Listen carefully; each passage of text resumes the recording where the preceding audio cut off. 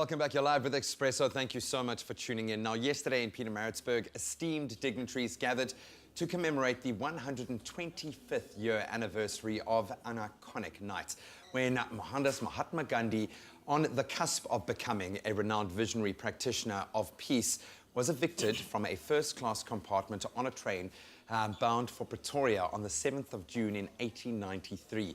Thursday's event served as the first in a series of commemorative events to be held in honor of Gandhi's 150-year celebrations. And here to shed some light is the Consul General for the High Commission in India in Cape Town, Mr. Abhishek Shukla. Abhishek, thank you so much for joining us. Pleasure, Graham. We could probably spend a few hours talking about the repercussions, the waves that this moment in history have sent through time. If you could, in a nutshell, what did that night mean? What sort of a turning point was that, not just for Gandhi's life, but I think for the political landscape here in South Africa? Well, as you just mentioned, Gandhi was evicted from the first-class compartment of the train bound for Pretoria. I spent the night in Durban, and mind you, he didn't have an overcoat, so that was cold June morning, and a cold June night, and he sat there for the entire night, as you see. And he was distraught, he was disappointed, and this was the first time he was facing this evil of racial discrimination. He was coming from a young lawyer from London, never saw this kind of behavior anywhere in the world. So he people say that, that night, and then later on his experience with the compatriots here, the discrimination they faced, all this sowed the seeds of satyagraha. Satyagraha, in short, is the quest for truth, which could translate into quest for being a better human being, equitable treatment to all.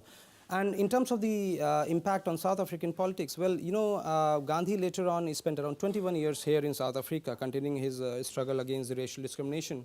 And he had established farms, community living models in Phoenix near Durban, and Tolstoy Farm near Johannesburg. And we know that South African icons like Pixley Sime and Reverend John Dube, all of them had good interaction with Gandhi and the other colleagues of Gandhi, and they were watching from the sidelines what the Indians are doing, what kind of a struggle are they carrying out. So in a way, that setup that helped them in realizing the enormity of the problem on their own, and later on that which transpired into setting up of African National Congress here. It's amazing to me that in light of the situation and what was going on at that time, that he would choose to go the path of being a practitioner of peace. And when you think of when we now celebrate 150 years, where do you even begin to commemorate this great man, to focus on the work that needs to be done now? What is planned between the government of South Africa and India? How are you going to be recognizing this incredible human being? Well, South Africa, is a special in transformation of Mohandas, which was the first name of Mahatma Gandhi, into Mahatma. So it's very dear, and among the Indians also, South Africa holds a very, very dear position. So as you said, it's very difficult from where to start. We don't really know. So the objective is to span the celebration of his birth, 150th birth anniversary next year, into 2 years. So of course there'll be many events, many commemorative functions, but the objective of the government is to bring about a positive change on the ground. So if I were to give you one example, in India we had started 2 years back a mission called Swachh Bharat Abhiyan, which is Clean India Mission, which is derived from the teachings of Gandhi, because Gandhi himself was a votary of cleanliness, both in mind as well as in body, and also in the surroundings. Gandhi was a votary of harmony, in harmonious relationship with self, with the fellow human beings, as also the surroundings. So in India, we have started this massive event, massive mission mode program called Clean India, which is kind of bringing about positive change in the lives of many people. And here in South Africa also, we have many events lined up, and we are all planning that, but I'll leave that as a suspense for now. I'm so glad that it is going to be a prolonged celebration, yes. And I think it must be a continuous one. Maybe I can ask you on a personal level, as someone who has obviously had a lot of time and is hugely emotionally invested in this process.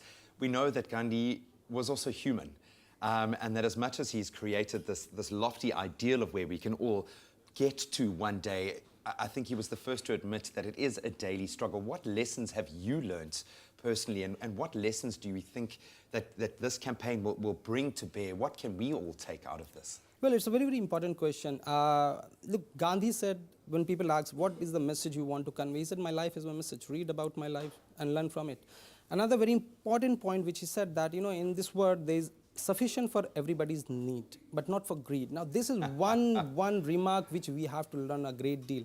Say climate change, see the harmony. I mean, sitting in Cape Town, we know the conditions, the drought, the conflicts we have with the nature, with the fellow human beings around the world. So that is, I think, the biggest message would be to have a harmonious relationship with oneself, with the fellow human beings, and also the surroundings, the nature. Trust Mother Earth, respect Mother Earth. And I think it's also about living for others, and you're doing that on a different scale. Abhishek, thank you so much for joining us. Thank you so much, Graham. I think you have one of the best jobs in the world at the moment. Thank you so much for allowing us to be a part of that, and I think it's something that we can all apply in our own lives. But as he has just said, if you want to know about Gandhi, read about his life. What an incredible human being.